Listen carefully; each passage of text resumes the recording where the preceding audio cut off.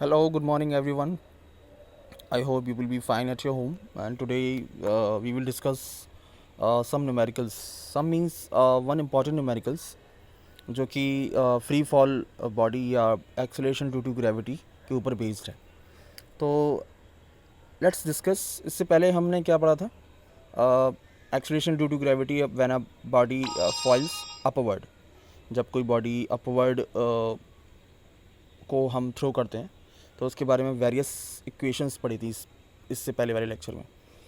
तो पढ़ लेते हैं. A ball is thrown vertically upward. एक बॉल को अपवर्ड फेंका गया with a velocity of 2 metre per second. इसकी की जो वेलोसिटी है 20 मीटर पर सेकेंड है. From the top of the multi storey building. यानी कहाँ से? एक मल्टी स्टोरी बिल्डिंग के ऊपर से. The height of the point from where the ball is thrown is 25 metre. और उसकी जो हाइट थी उस बिल्डिंग की 25 मीटर थी फ्रॉम द ग्राउंड से. अब निकालना ये है कि how high will the ball rise. यानी वो बॉल 25 मीटर यानी टॉप ऑफ द बिल्डिंग से फेंकी गई तो उतना कितना और ऊपर जाएगी.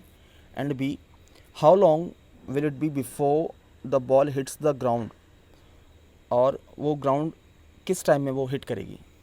Take g is to 10 metre per second square. तो डायग्राम देख लेते हैं. 25 मीटर की ये बिल्डिंग है ए पॉइंट पर और ये बी पॉइंट तक जाती है. ठीक है. और मान लेते हैं कि ये पूरा जो सी से लेके बी तक जो डिस्टेंस है वो वाई है. और ए और बी के बीच में जो डिस्टेंस है वो वाई नॉट. और ए बी के बीच में जो डिस्टेंस है वाई माइनस वाई नॉट. ये अंडरस्टूड होगा.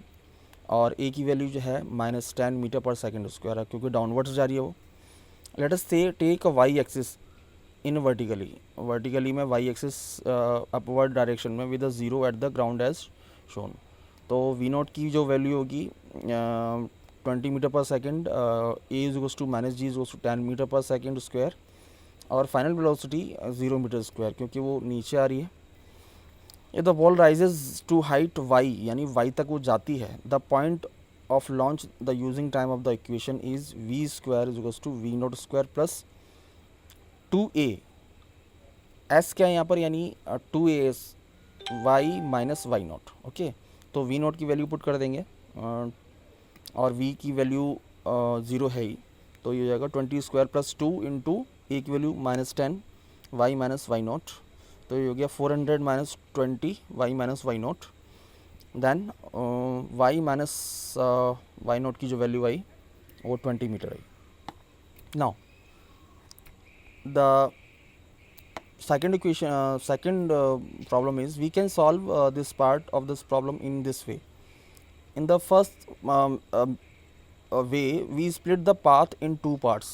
The upward motion a to b यानी पार्ट्स में डिवाइड कर सकते हैं इसको a to b and the downward medium b to c and calculate the corresponding time taken t1 and t2 since the velocity at b is 0. तो b की value 0 होगी. अब देखें क्या फर्स्ट इक्वेशन ऑफ मोशन लगाते हैं. v is to v nought plus a t. तो final velocity v nought 0 हो गई. और सॉरी v की value final velocity 0, v nought की 20 माइनस ए और मीन्स g 10. ये हो गया टाइम t1. तो t1 आ गया 2 सेकेंड. और this is time is going to a to b and from b or the point of the maximum height the ball falls freely under the acceleration due to gravity.